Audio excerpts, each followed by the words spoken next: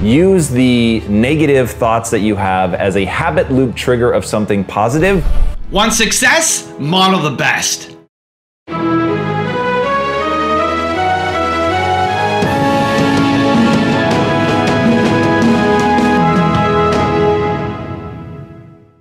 So today, let's learn one of the most common rules that successful people follow. Step out of your comfort zone. If you're in an angry, pissed off, negative, unresourceful state, you can't do anything well. You've had one of those days, for instance, where everything you're doing, you're like, I can't believe I said that, I can't believe I did that, I'm such a fool, right? You had that day? We've all had that day. Yeah. Next day, similar situation, you're like, wow, you know, that was me. I did a really great job, right? You were perfect. So one day you're brilliant. Next day, same situation, you're brutal. That's not talent. That's not ability. That's the state that you're in. So the key to success is not just to have your vision, but to be able to manage the way you feel in the moment. Now, if you're a parent, what's the most resourceful state? Patience.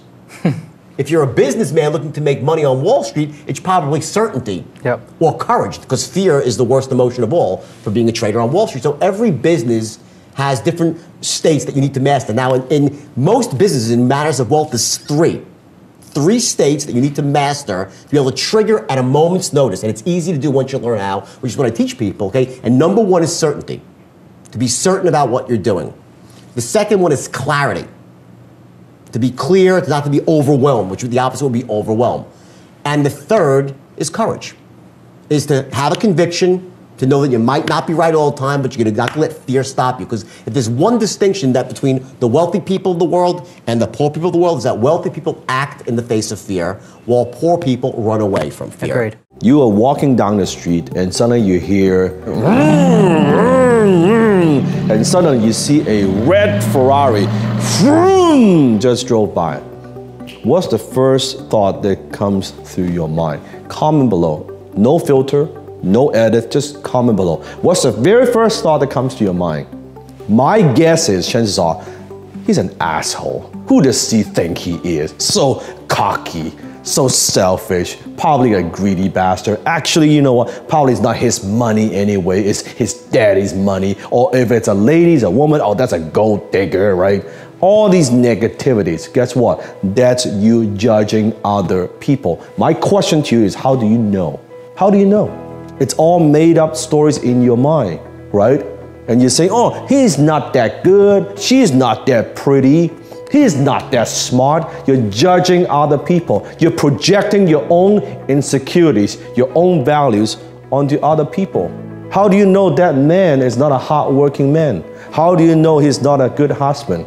How do you know he's not a family man? How do you know he's someone who's worked 20, 30 years to get to where he is at this point? How do you know? You judge, you come to your own conclusions before even talking to the person. You see how your mind works? How are you going to be successful? How are you ever going to become rich if that's the image that you have for people who are successful? You can't do that, you'll mess it up, you'll never get it right. You're just not good at that. I want you to change that voice to a cheerleader, a parent who dotes on you, a teacher who thinks you are the best thing in the world. And I want you to hear that voice saying, yay, you can do it. You're amazing. This is your area of excellence. You're good at this. You know, if you were a kid running a race at school, you'd want your parent to be there going, come on, you're brilliant, you're amazing. If you were doing an assignment at school, you want the teacher or your parent to go, you're very smart. You're really good at writing. This is your skill set. So I want you to become a loving parent to yourself, a praising teacher, a cheerleader that always goes, yes, you can do this. This is easy for you. This is a walk in the park. Or you have the skills, the talent. You've read that book. You know the answers. You've studied. So that's how you stop being your own worst critic. Flip it over. And if you're saying, I always mess it up, start to go, I get it right. I always forget things. I've got a great memory. That's the most important one. What are some ways that I can stop giving this negative feedback to myself? Okay, so first of all, you've got to train yourself to use the negative thoughts that you have as a habit loop trigger of something positive. That's the first step to all of this. So I don't think anybody is going to be able to get rid of the negative voice. And even if you could, I actually don't think you would want to. I think the reality is you want to use that as your jujitsu flip to get over to the positive way of thinking, to get into that positive habit loop, to remind yourself that even if you're not good at it yet, you can get good at it, that you're going to learn by whatever you're doing. Also, if you want to learn to have more confidence, check out my 254 series. It's free. The link to join is in the description below. The only thing that stops you from getting what you want in life is the bullshit story you tell yourself. After you practice martial art, you develop this natural self-confidence. Not cockiness, but you develop this natural self-confidence. Successful people do what they hate to get to where they want to be. You're never going to accomplish anything great if you're coming from a place of negativity. If you are just complaining and negative and blaming other people, you're never going to accomplish anything. It's just not going to happen. You can't create amazing things from a negative spot. It means that you have zero resourcefulness because there's no hope. And so you need to flip it. Now I'm going to give you a wild mind trick that I use that maybe is a little too weird duck for you, but I want to test it on you because if one of you picks it up, it'll dramatically change your life. It's my philosophy of changing negative situations and doing a quick mind trick in my head to say it's the best. So whenever I'm hit with a negative situation, something that is beyond my control, something that I can't do anything about, I will complain, I will be unhappy, I will be negative for 8 to 24 seconds. And then I'll tell myself it's the best, that this is the best thing that happened to me. And then I'll figure out why it's the best. So as an example, I'm on an airplane. I'm coming from Vancouver to LA. I'm speaking at an event in LA. I'm on a flight. It's a 5-hour flight. I get on, there's this really smelly dude next to me. Really smelly guy. He probably hadn't been on, in a shower in a couple days, probably had multiple transfers and stopovers, and I have empathy. I'm not pissed at him, I'm pissed at the situation, right? I'm sure he's normally a nice smelling guy and takes care of himself, but in this situation, he was super smelly and I had to deal with it. So what am I gonna do? I got a 5-hour flight. What are my options? I can not go. I could miss my flight and then not do my presentation. I could sit on the airplane and be upset for the next 5 hours and then be upset for the rest of the day and allow this minor situation to own me and to be better than me and ruin my entire day. Or I could say, this is the best. And that's what I did. For around 8 to 24 seconds, I'm sitting there trying to figure out my options. What options do I have? How can I fix this? There's no options. I'm screwed. And then I'm upset. I'm upset. This sucks. Come on, really? This is what I have to deal with for the next 5 hours? And then this is the best. And what do? Yep. Breathe it in. Breathe it in. Give it to me. Because this is making me stronger. This is the best. This is actually the best. Why? Because it's my chance to show myself what I'm made of. That this smelly dude is not going to own me. That I am stronger than a little bit of smell on an airplane.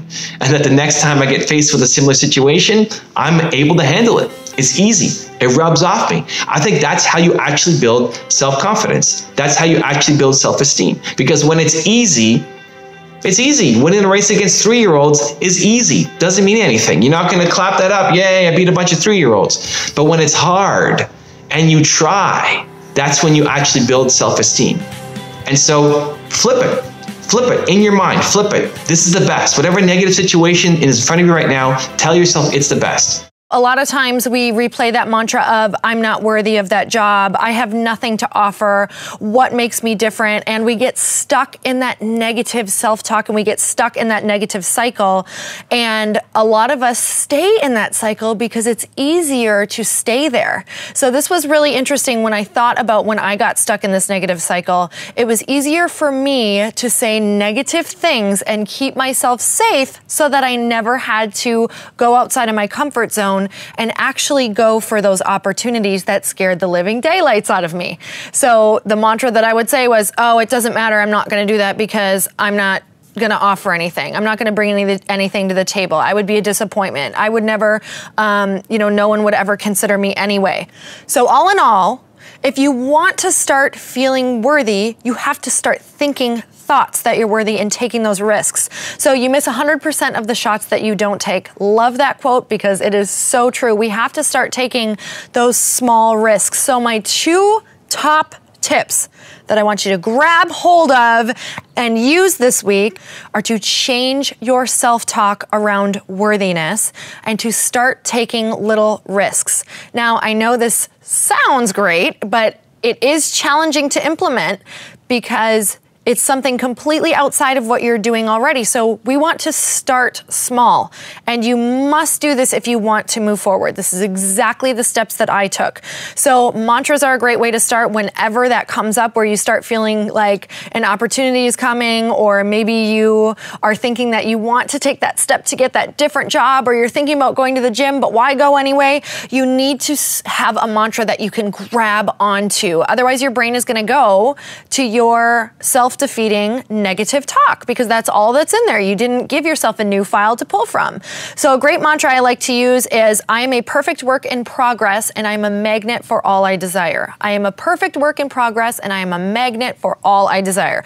So when that negative thought comes up, you say, no, I'm choosing a new way, and then you insert your mantra because that's the only way for your brain to start clinging onto your new mantra. And also ask yourself, if you felt worthy, what are some of the small things that you would do that day that would make you feel good about you? If I already felt worthy of X, Y, and Z, if I already felt worthy of that body that I desire, if I already felt worthy of that job that I desire, what is one thing that I would be doing or taking a risk on today? You need to start stepping outside of your comfort zone a little bit every day to make yourself proud. When you make yourself proud and when you make yourself accomplished by going outside of your comfort zone a little bit each day, that's how you start to build up that worthiness muscle and make yourself feel accomplished. So get rid of that self-talk by using that mantra and do something a little risky every day. Maybe just start by saying hello to a stranger and talking to them. Maybe start by just looking to see what opportunities are out there because, like I said, you miss every opportunity that you don't even try to take. As the band were riding high in 2010, 5 years earlier, an innocuous email conversation with a friend from the US, written during his trainee days, was to bring his career to a screeching halt. The email, in which Jay wrote of being homesick while also detailing the culture shock that was leaving him unsettled and uncertain of his future in Korea, was somehow mysteriously leaked to the media. The consequences were devastating. JYP made a snap decision and told Jay to pack his bags. The lead singer of an outrageously popular boy band in Korea has fled that country and landed here in Western Washington. Although Jay was the leader of a band that has racked up gold records and millions of fans, after being sacked by the band's backers, Jay was left with nothing to show for his years of hard work and dedication. I didn't want to spend my parents' money. I've been in Korea for like 3-4 years, didn't really have anything to show, except for, a bunch of hate comments online. The wheels of fortune had stopped spinning for Jay. He was forced to take up a minimum wage job changing tires in a backstreet garage in Seattle just to make ends meet. I really think that made him stronger. He's got this optimistic character, you know what I mean? So I think he really learned a lot from that, I guess. One night, after a 12-hour shift at the garage, Jay dared to dream again. He picked up a laptop given to him as a gift by some of his fans in Korea. Jay had an idea. Beautiful girls all over the world. I heard the song Nothing on You on the radio. I was like, oh, I love this song. I should do a cover of this and put it up on my YouTube. Got nothing on you, baby. Nothing on you, baby. And it went super viral. It got 2 million views in one day. That video got Jay back on the map, back on the radar, and there was opportunities for him to come back. That laptop was his lifeline and proved to be a launchpad to a new solo career. This was the spark, which to everyone's surprise reignited interest in Jay's talent. For the first time ever, no one's telling me do this, do that, do this, do this. I'm completely on my own. Now I was kind of like reluctant to really like just straight up get back into it. Soon, the Seattle exile was over. It was time to return and take on the Korean pop establishment, this time on his own terms. Whatever you want to do in your life, you got to kind of leave your comfort zone, the friends, the family, the cousins that you hang out with all the time, that know you for who you are. And you're saying, this is who I may be today, but man, I want this life. And for you to do this, you got to leave them behind. Do you know how many friends I had that when I was deciding to go and spread my wings, this was the one line. You ready? Here's a line. Hey, Pat, so have you made your millions yet? Pat thinks he's gonna be a millionaire, guys. Where's the millions, huh? I used to see you drive a Ford Expedition. Now you come with a Ford Focus. You are definitely becoming a millionaire. It looks like you're going backwards more than anything. I remember all these stories, every one of them. I went from a big Ford Expedition. I'd go to all the parties. Everybody would go in my car and we'd go together. I lost everything, 49K in debt, and boom, I pull up in a Ford Focus that I can barely fit in. Everyone would say, this is the guy that's gonna be a millionaire. You're the guy that's gonna be somebody we should follow and do business with. Give me a flipping break. And I was hated by my friends for 5 years because I had to leave them behind. You want to come with me? Let's go. You don't want to come with me? No problem. I got to go do what I got to do. You ain't never going to pay my bills and I'm not paying your bills. I got to go do my part. And I have to go out there and do it. It is not an easy thing to do. But if you're watching this, you're going through it. If you truly are serious with the effort backed up to it, go out there and get exactly what you want. I was in a crib and 2 adults were yelling. But my mom came in the crib and was like, it's okay. And my mom, I can remember my mom crying. So my very earliest memory as a human is instability.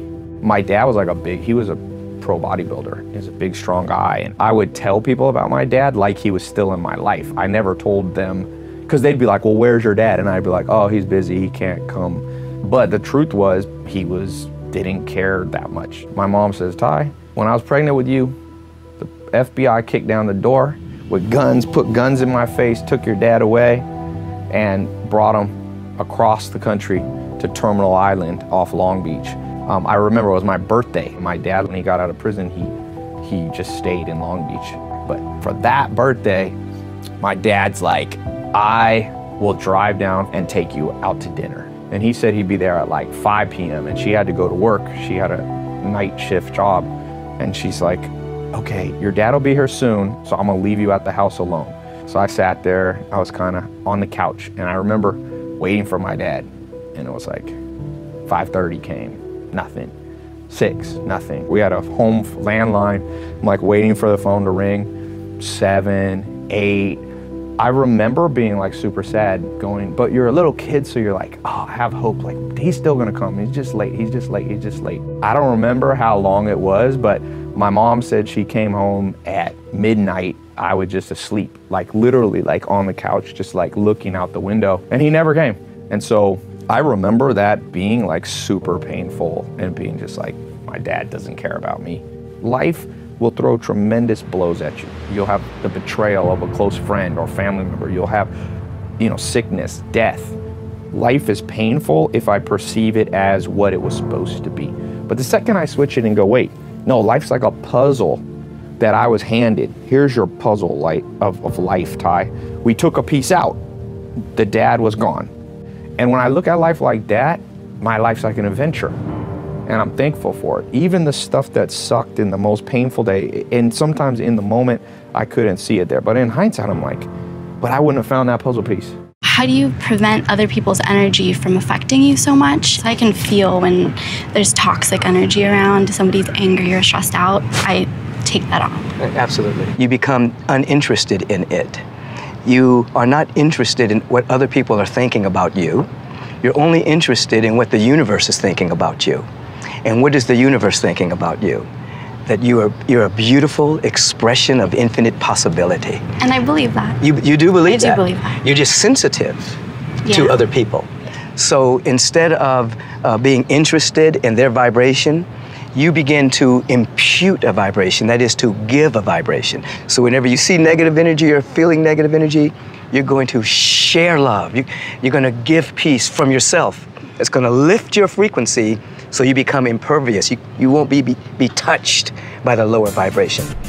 Now I've got a special bonus clip from Mel Robbins on how to reframe negative patterns and strategies, but before that, it's time for the 3-point landing questions. Time to go from just watching the video to taking action. Here we go. Question number 1, what's the mindset shift that you need to make right now? Number 2, why must it change today? Why now? And number 3, who can you tell about the mindset shift you've just made?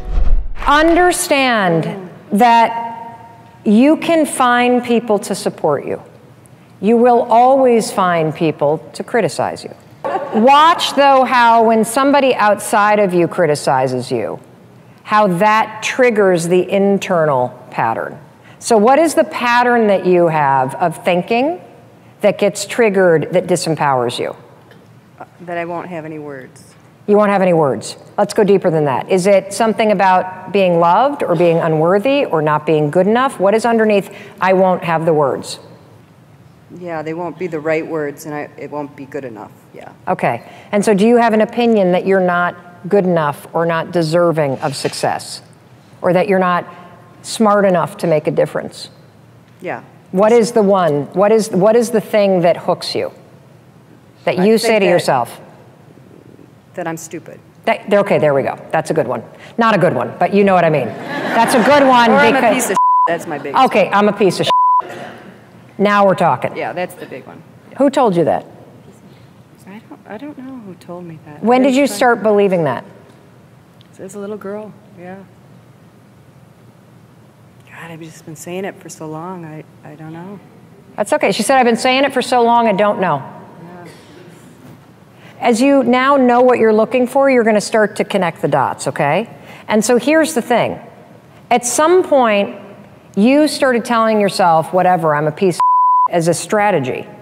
You did it on purpose as a youngster, as a way to survive things that were happening. Because maybe when you said, well, I'm a piece of you actually got really quiet and you didn't get hit. Or maybe when you said that, you removed yourself from situations when you would have been abused or something. It worked because it protected you, as weird as it sounds. Yeah. Are you seeing something? Yeah. What are you seeing? Well, yeah, my dad he wanted me to be quiet in the corner, being quiet, yeah. We couldn't make noise and cry. And if you raised your voice, you got in trouble. So do you guys see the link now between why she has a concern about finding her words? Oh, yeah, I didn't get that one. You see that now? Yeah. So every time that you are in a situation where you need to speak up, how many of you are relating to this, by the way? I have a theory about all of us, that we have patterns and strategies that we created when we were little in order to survive situations.